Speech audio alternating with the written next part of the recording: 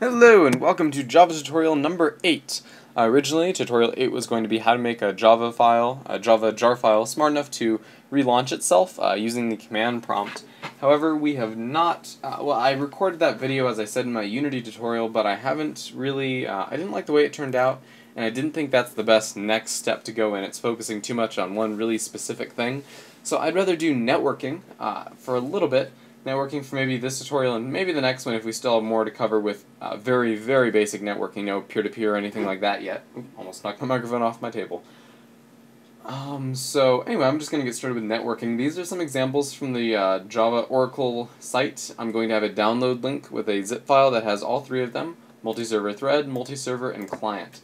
Let's talk real quick about what a thread is. Well, a thread of a program is kind of like almost how many people envision a program. A program is something that just runs in one straight line and does stuff. Well, a thread's kind of the same thing. A program can have a bunch of different threads, though, and there are many reasons to do multi-threading. For example, on a server, it means you can support more than one client. It can make a thread for each client instead of being tied up the full time with the client while he's there. So it makes servers non-exclusive as far as, more than one person at a time can be on the server.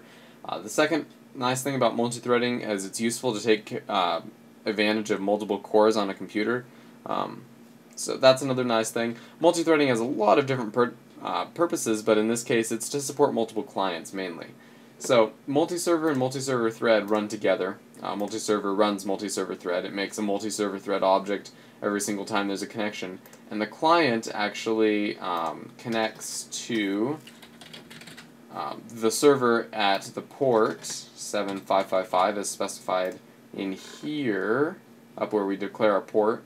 And this is just mildly edited from the example on Oracle's website. However, it is a little bit different, and as well, Oracle has a thing that they want included with it that says this.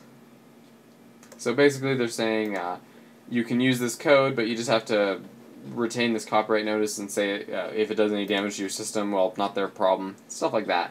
So it's provided for free with absolutely no warranty, implied or non-implied. So I'm just going to start up the server real quick, and you can see what goes on, and then I'll explain how everything's happening and how this is working. Now, as you see, the server doesn't have any output. Now let's start up the client, and as you see, the client doesn't have any output either. What we need to do is we need to have our multi-server do something of some sort of interest, something that, print out something or send some data. So we're going to print out, once we have our multi-server thread, you're going to be doing the majority of programming in networking with this kind of example with the multi-server thread. That's where most everything happens. That and its child processes. If the multi-server thread creates objects, you'll also be dealing with those for things like encryption, for things like maybe quests or items or pulling up character data, whatever. But most of the action is going to happen right here. So this while loop basically says while, and then it sets a string equal to in.readline. In.readline is actually almost a well, it really is a stream of data coming from the client. Then it's going to do out.println and then something. Out.println, let's just echo what the person said. Out.println, input line, and then let's add something like an exclamation mark to the end to show that it has received it and done some kind of change and sent it back. And that's all it's going to do. It's just going to loop through here. So let's save this and let's try this again. Let's start up our multi-server. And let's start up our client. As you can see, still nothing exciting has happened at all. And mainly this is due to our client down here. When it gets any information from the server, it prints it out, but nothing's ever sent originally. And so if you look at the top here, our print writer out is defined, our print writer in is defined, or Bufferedreader in. So what we have to do is most everything is already set up for us here. However, let's send something to the server first. Let's type something in. Still nothing happens. You'd expect it to, print the input line back and then the client to go, oh, I got something, and print it out. Well, unfortunately, it doesn't work quite that easily. You can keep typing stuff and it's still not going to work. It is, however, connected.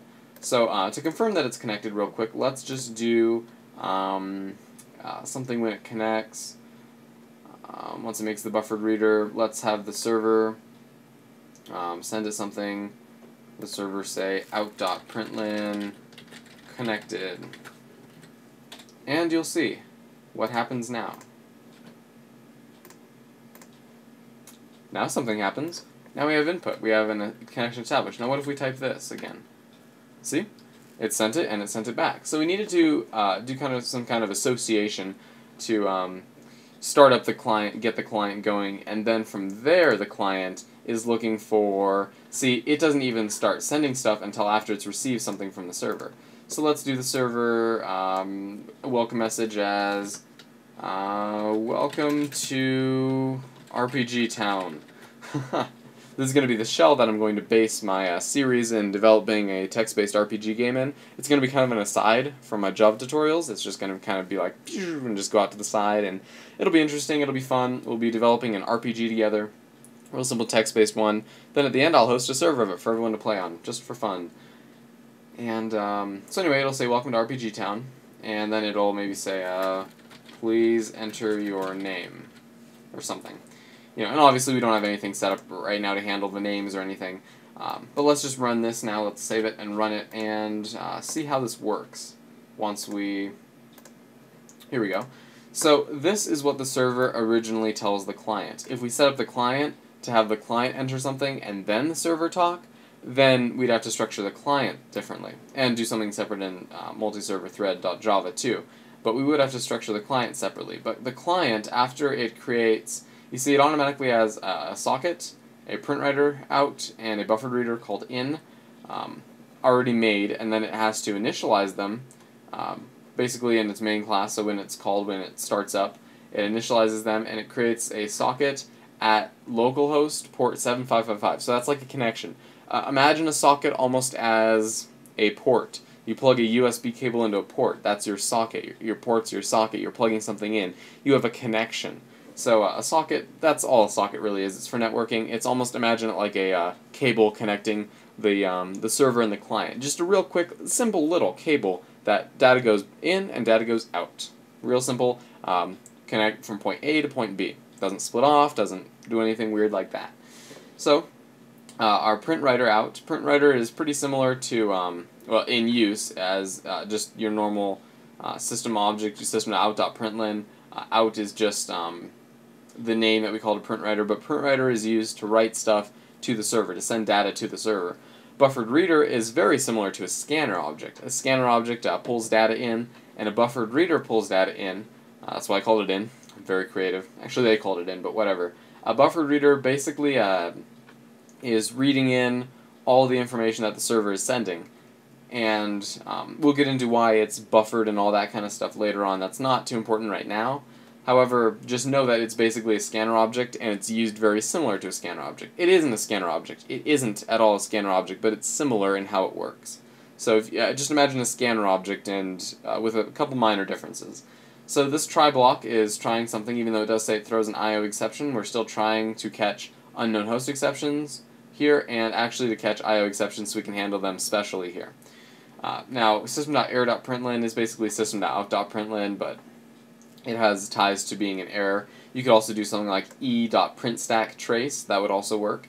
And basically it just says, you know, if unknown host, it doesn't know about the host, and if it's an IO exception, it couldn't get the IO exception from the connection in localhost. Connection to localhost. Basically all it's saying there. Now this system.exit is an interesting line. I don't think we've gone over this before. It basically just kills the program and exits with code 1, which basically anything other but 0, anything else but 0 means there was an error. So system.exit 1 means, hey, we hit an error. So that's what it tells multi-server. Multi-server isn't set up to do anything with that right now, I don't think, but we may do that at some point. Again, not very important though. This is the client, of course, but it would send something back. Actually, since the client was initialized by the user, you probably wouldn't even, the one wouldn't really be sent to anywhere meaningful that you could do much with at this point. However, you could build something that it would send it to. That's besides the point, though. So go down a little bit. We initialize our buffered reader from our inputs, from an input stream of type system.in. This new buffered reader is for the user input, basically speaking. String from server and string from user. These will be useful as we're receiving data and sending data. We say that we do a while loop while from server equals in.readline is not equal to null. Now, in.readline, remember, is a buffered reader, so that allows us to do while loops like this. And from server, and if you don't understand that, don't worry about it. You don't need to understand that at all right now. It's not important, and we'll go much more into depth on that later. So from server, though, basically is a string that equals whatever the server sent, one line of that. So whatever the server sends has to be in lines. And so you can't send, a 8-line message from the server to the client. You have to come up with some kind of workaround so that the server can still send that message and it'll still appear here, but it'll still be one line. Use a special break character, maybe? That's what we're going to do. So if from server.equals by, then it breaks. Breaks just kind of kills whatever it's doing.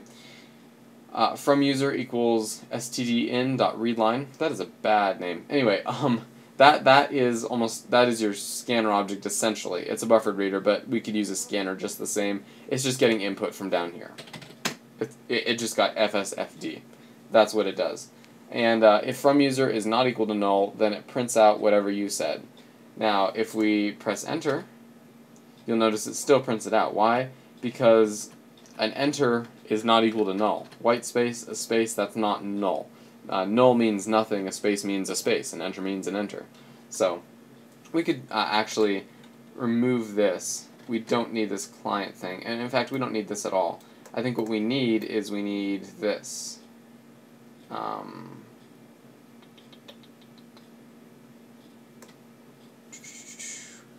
I think we could put something like that. And so let's run this client again here and see what that does now. Enter your name. Just put that test. And it puts this. Now that's not exactly what we were looking for. What we want is actually to print it after it says server. So let's actually do this. Let's copy this, cut this whole thing out, and do this. Now, the importance of this is, and let's get rid of the println. So it's just print. Watch this. Now you type at the little thing. Then it responds. Then you have another area to type. See, like that. And so the cursor doesn't automatically move, but when you start typing it moves. So that's not a big thing to worry about. And it's actually something that's probably Eclipse specific. I haven't tested it, but that likely doesn't happen with other things. So anyway, server, this again, this again, this again, blah, blah, blah, blah, blah. And not really all that exciting right now. We need to do something interesting. And actually we could do it so it doesn't even print out server, it just says from server, because if it's not after one of those things, then you know it is from the server. So let's try this again. Like that. And now it doesn't say, like, the server said this, or whatever, the server said hi, it just prints it out. And it's kind of assumed that you know this is the server output, and this is your input, this line here. So, let's take this a step further. Let's do something with the data. Let's have them enter a number and it'll square it. So we do something meaningful. So, this will involve parsing integers. Parsing an integer is very exciting. It's basically turning a string which is receiving. If you type in 42, it still receives it as a string. Props to anyone who gets the reference. If you enter 42, it receives a string that says the first character is a 4 and the second character is a 2. It doesn't see that as having the value between 41 and 43, an integer value. It sees it as being 42, or 42. We need to make it so it'll know it's 42. So we'll make an int. Num equals input line dot integer dot parse int input line. And what does that do? That basically parses this string, if it can, into a number, into an integer to be specific.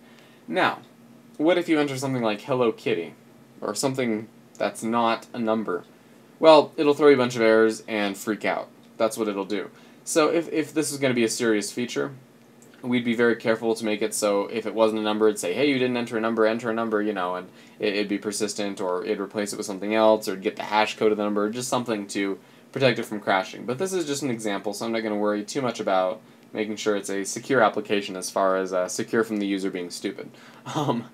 So it'll just say, it'll say, please enter your name, please enter a number, and then we'll do this. Out.println, let's do num plus, what am I doing? Num plus the power of 2 equals plus, and then num times num. So num to the power of 2 means num squared, which means num times num.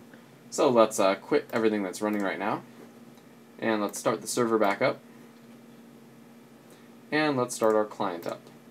Welcome to RPG Town. I'm not going to enter a number, I'm going to enter my name. Look, and it gives us an exception. Oh my god, you can't do that? I can't parse an integer out of that. Well, now you can, but the program already died. So let's try that again. Let's try running our multi-server, and let's try running our client. Welcome to RPG Town, please enter a number. Alright, a number. 42. 42 squared equals 1,764. 2. And as you can see, this is just a continuous loop. And eventually, if it's too big, it won't be able to parse it, and it'll scream at you for it not being an integer. Again, it's a number, yeah, but it's not an integer as far as Java defines integers, because it's larger than about 2.147 billion.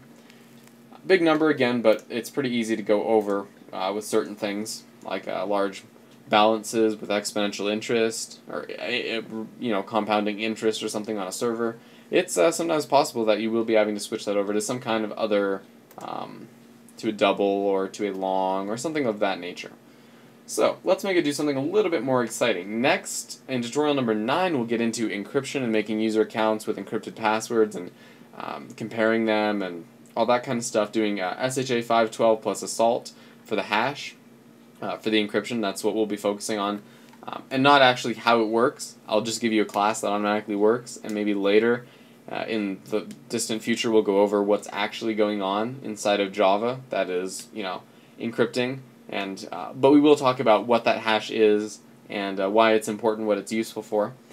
And but for now, let's just do a couple fancy little things. Let's get our client working to the point where we can do multi-line things.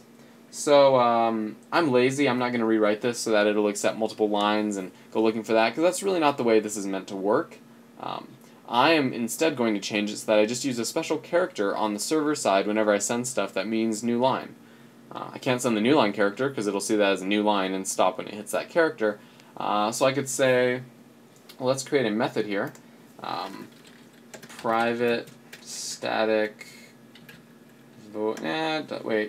static, and it'll return a string, and we'll call it process output. Alright, and what will we pass it? Well, we'll pass it a string, and we'll call it input. Alright, then inside we'll create a string output, and we're going to return that. Of course, it's probably going to yell at us because we didn't declare output as anything. Yep, never initialize, so let's just do output equals 42, like that. And so now everything's happy, but we still have to make this method break up a line into break up one line of code into a bunch depending on a new line character, our own special new line character. So what we'll do is we'll say for int I equals 0, I is smaller than input.length I plus. And so that is a for loop. We've talked about this before, but I'm just going to brush over it real quick again. We're initializing an integer called I to the value of 0. We're saying that while I is less than input's length, the length of input, we want to run this, and then at the end, increment I. So the first time I will run as 0, then 1, then 2, then 3, then 4. If input's 1 character long, it will run, you guessed it, once. And the importance, the reason it's not I is less than or equal to input.length is because, an actually really big reason, input.length, if I have a string that's, say the string dog, the length is 3. However, the index is 0 to 2. So we start I off at 0, so we can call that first index, and we stop 1 before the end, 1 before 3, so we hit 2, which is the G in dog, but we don't hit anything after dog. It makes sense. If you don't understand that, just kind of look at the logic. Look at what it's doing and kind of run in a sample and see how it works, knowing that a string's first letter is position 0, then second letter is position 1. You can see it could easily become a one-off error if you don't do this. And in fact it will. So we just do output, let's see, if input.char at I is not equal to that, then we do output plus equals input.char at I will explain this in just a second, and then else output plus equals the new line character. Now, why is it screaming at us about output? Because it was never initialized. We can't add something to something that was never initialized. So output equals this. Now everything's all happy and it'll return output. Now of course we don't need that. We don't want to set it wrong at the end. But what is this doing? Well, it's saying if the current character at location I in input is not equal to this. This on standard United States QWERTY keyboards is right above the enter and right below the backspace key to the right of the key that'll print both of these symbols. So if you're looking for it, it looks like it almost looks like that, or it almost looks like that, but it's not. But that's what it looks like on the keyboard, and it's above the slash. It's on the same key as the slash that does this. Forward slash, backward slash. So, anyway, if it is that character, if it is not that character, then it'll add it to output. If it is that character, then instead of that, it'll add a new line character, and then it'll return output. So let's, on the server side of this, let's output plus pick another number. Yay! And this should not be outside, it should be inside here. And so let's, everything is already killed it looks like. Let's start this again. Start up client here. Open RPG Town, please enter a number. Enter the number 7. 7 squared equals 49. Pick another number. Now, why did it not process it? It called this, right? We have a method that does this. Well, you know what? We never called it. We said to do all this stuff. Oh, I'm on the wrong thing. We said to do all this stuff, but we never called it. We never used it. We have to do, instead of system.out.println from server, we have to do system.out.println process, what was it? Output from server. And actually you're processing input, but you're processing what's going to become the output. So that's why I named it that way. It could be a little bit misleading, rename it if you want. But let's do 8. And as you can see now, the server, in one go, sent it 2 lines of stuff. Now, what if we go back to our multi-server thread, and why don't we just do this, right? Why doesn't that work? Well, let me show you. If we run our multi-server here, and we run our client, 4 squared equals 16. Well, it appears as if that other line disappeared. Well, why don't I enter 8? Oh, there's that other line. Now, I want to enter 6. Or 6. Wait, no, I entered 8. See, it's every time it's sending 2 lines, but it's only printing out 1 line, so it keeps lagging behind. So, the first time it prints out 4 squared equals 16, and then it's holding this. It's buffered. It's holding this. Pick another number. And then the next time, it prints out the next line. And then now you're like 2 lines behind. And then you're 3 and 4 and 5, and it just snowballs, and you don't want that when you're running a server. So, that's why we use a special workaround that allows us to, on the client side, convert that to a multi-line argument. A multi-line string, whatever you want to call it. So I think that's about it for this tutorial today. Again, in the description, there will be a link to all the source code finished, the finished versions of the source code, and a link to a zip file of the unfinished versions of this code if you want to walk through the tutorial and add stuff to them. Those will both be available in the description, and the original version will be pretty close to this. It'll be like basically it'll be pretty close to what it was when we started. It won't be exactly, but it'll be really close to that. Actually, no, I'll just link you to the Oracle website. I'll give you the links because I think Oracle wants you to get it from their website. I'll link you to the Oracle website for the downloads of the 3 different, the client, the multi-server, and the multi-server thread. They call it KK multi-server thread, KK multi-server, and knock knock client. KK is for knock knock. Oracle's example used a server that served up knock-knock jokes to the client.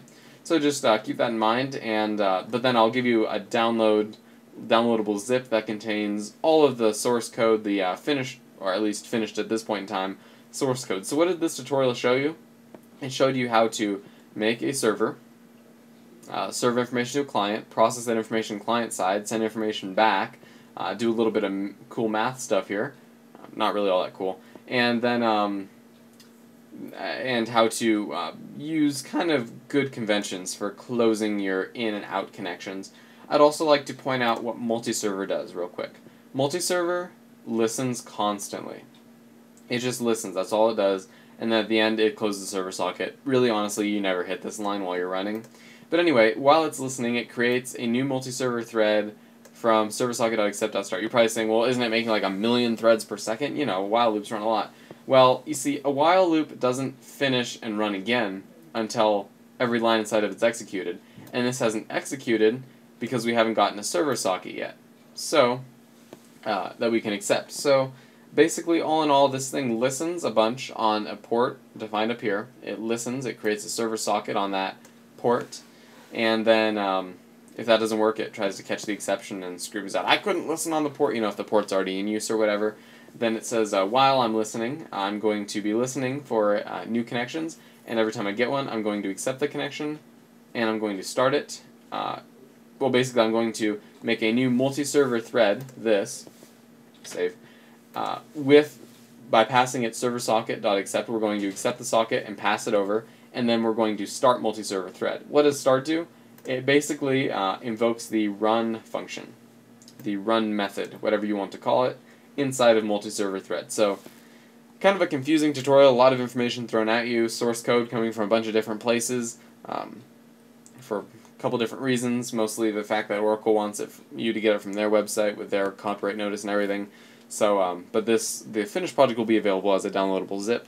Look in the description. If you have any questions, feel free to leave them as a comment on this video, and I'll try to answer them as best I can. So, thank you for watching, and I will see you next time. And tomorrow, probably, maybe tonight, I'm going to start my series of actually making the RPG, making it so it creates user data files and reads them and has levels and an economy, and we're going to do some cool stuff there. So, if you're interested in watching kind of a development vlog of sorts, certainly look into that upcoming series, see if it's something you're interested in. Like I said, at the end of the series, or once we're far enough to have a functional, fun game, I will throw up a server of it and just host it, and that'll be that. So, thank you for joining me, and I will see you next time.